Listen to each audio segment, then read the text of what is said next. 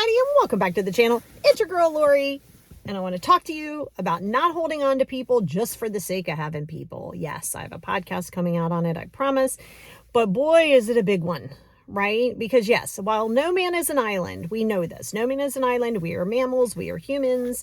We as a species, yes, we like to have human interaction.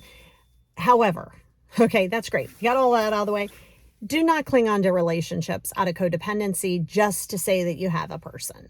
Don't try to have friends just because you feel like you got to have friends, because now you're in desperate mode. When you go into desperation, now you're seeking external stimulation that you're seeking, but you're not good with spending time by self. And let me tell you what I mean by that. I don't mean, hey, I live by myself, I'm spending time by myself. Are you though?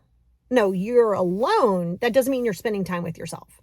To spend time with yourself is to truly do the 5 journals. Really start to unbox your stuff. When you start going into a victim mentality, and you will, because it's a very normal space, especially if you haven't healed it, and you start going into, but I'm alone. Yes, and you have to be alone. If you're not willing to be alone, okay, and I mean really willing to be alone, getting to know who you are, you're going to cling on to relationships that aren't moving the needle for you.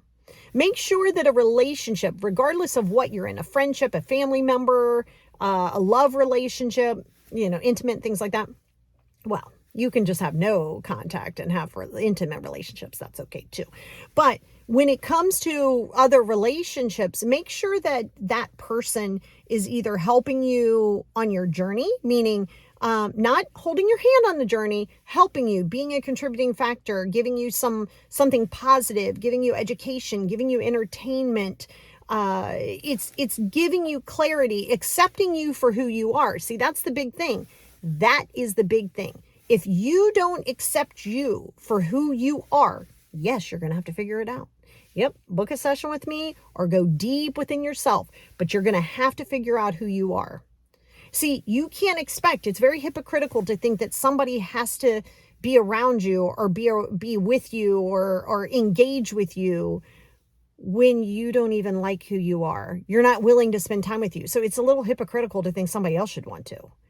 Right? When you're good with yourself, it's being able to be comfortable with your own company. Take yourself out on dates, go for beautiful walks, have gratitude, regardless of the weather. Have gratitude. Look at the trees, look at the leaves. Stop mourning the things that you don't have. Stop trying to make relationships work that aren't serving your best and highest good. Don't just hold on to somebody because they're a sibling. Don't stay in a love relationship because you just don't want to hurt the person. Well, now we go into manipulation and a little bit of ego to think I better stay with this person because I'm going to hurt their feelings. You're hurting their feelings anyway because you don't want to be with them, right? So no. So yes, be careful of like holding on to friendships and relationships and parentals and, various things like that just to say you have a relationship. You see that a lot around this time of the year, any time of the year, but definitely around the holidays. People are like, oh, but it's family. You're related. You're related. That does not make you family. You have the same blood. Okay. That does not give somebody a special permission to say, well, I have to maintain this relationship with you. They don't.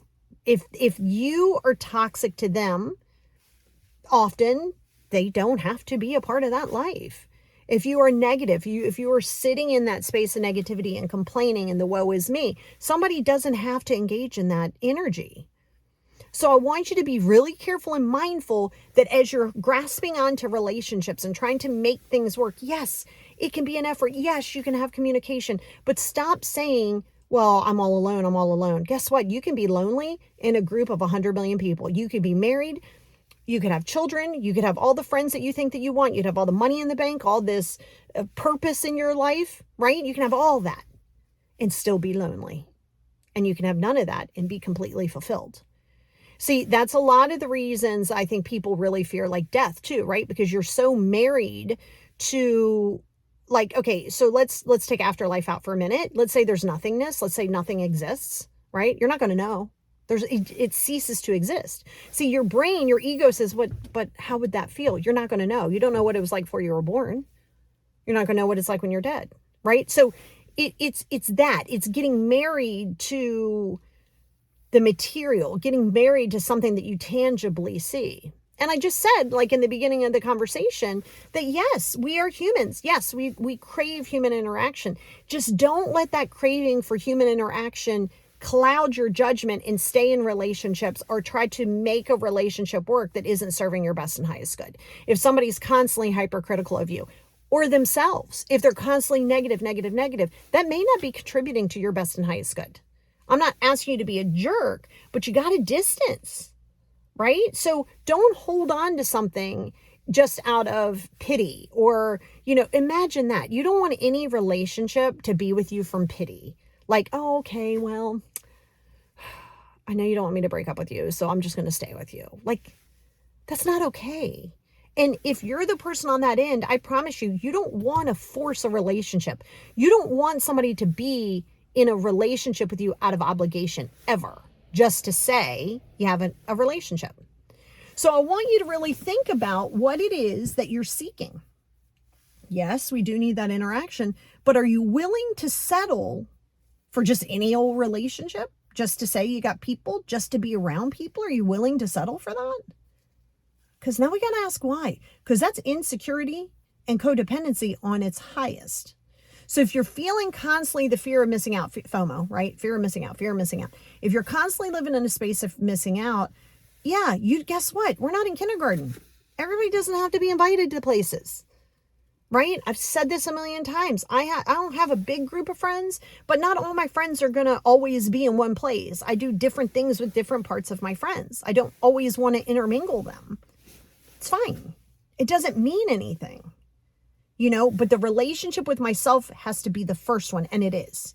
I know if I'm not peopling, I'm not peopling. I don't care if you want me to people, I'm not peopling.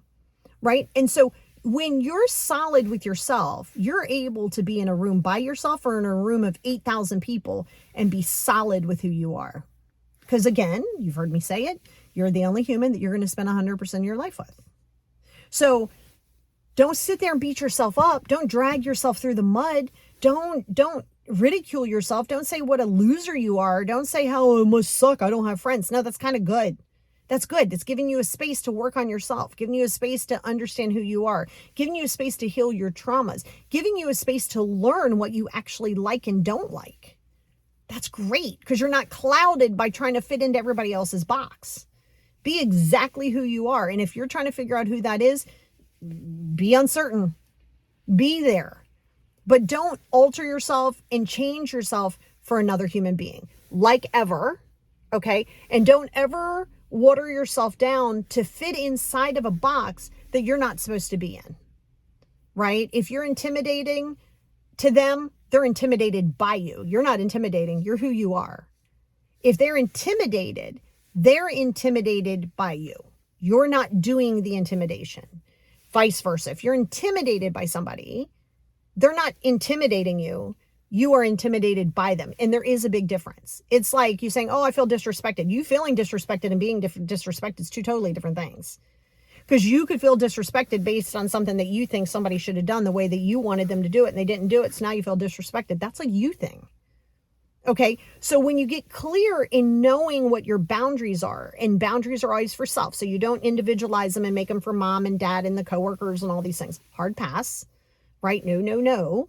So when you're clear in your boundaries and you're solid in your boundaries, it's so funny. Like I have Kate who does my hair and my daughter's hair, she's she's not just going to fit you in. If there's no time for you, no, I don't have time, period. Not let me try to work you in. No, she's very specific. She's never late. She never runs behind time. And like, that's her. Like, she's like, no, like, I'm not going to fit you in. And that's how I am. Like, I can't always get you in. That is what it is. I mean, I have an online schedule for a reason. So you have to understand that when you're in that place and you're allowing yourself to set a standard for yourself, the relationships that you form become legitimate, solid relationships. You appreciate someone's love language, even if it's different than yours. You appreciate somebody's love language. You appreciate somebody's actions. You know what they're doing to protect their peace. You don't have to love it, but you respect it, and they respect yours. Opposites do attract on many levels, and that's okay. But be kind to yourself on your journey, and don't hold on to a relationship or relationships just to be like, I have people. Well, yeah, that's a lot of stress. Seriously. And you got to start to really get to know who you are. Because then you're going to be okay with spending time by yourself. And you'll be like, if you don't want to spend time with me, that's fine. It's fine. It's not defensive. It's not a defense mechanism. It's a solid mechanism so that you can build these other healthy relationships that are sustainable, that are long-term, that are mutual in return, right? So analyze those relationships. Are they serving you, or are you just holding on to them? Do they want you to be a better person? Are they helping you move the needle? Because if they're not, then why are you holding on to it? Ask yourself that question.